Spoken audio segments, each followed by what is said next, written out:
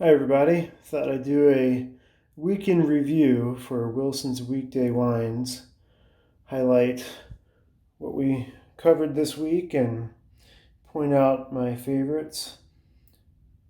Got the David Cafaro and Ridge seem to be the winners this week for being picked twice. Covered all these in my other videos, but I would say the best everyday drinking wine for a weekday wine, I've got to say I'm going to give it to the David Cafaro Petite Syrah. It's such a good value for the money and just really big, full, jammy taste. The Ridge, I think, could be better, but like I said, it's a little bit young. And then the best overall for the week, no surprise from me, Iron Hill, JC Cellars, just fabulous. Let's look at some other wines that we didn't cover this week that I drank and had some friends over, and a couple notable items. So here you're looking at some off-camera consumption. Had some friends over last night and we opened up this double back, which is Drew Bledsoe's winery, same as the Stolen Horse that we had earlier this week, but this is a cab.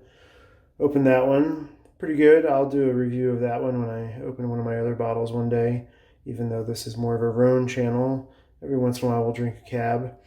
And then my other thing besides Rhone wines is Sauternes.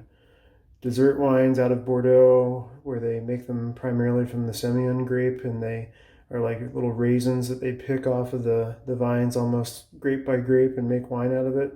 Absolutely fabulous. This is a 1990. Great year.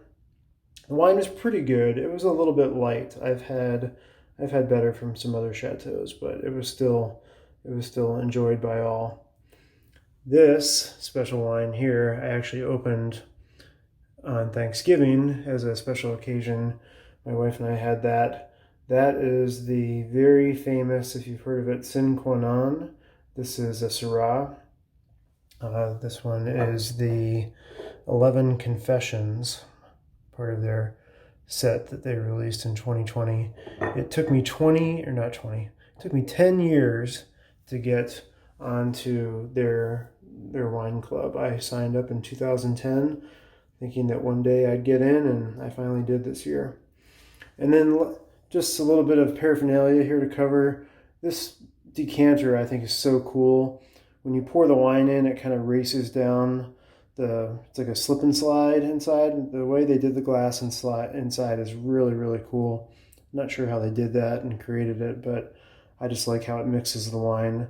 I'll leave a link to the glass company. I think they're out of Michigan that makes that. I'll leave it in the description.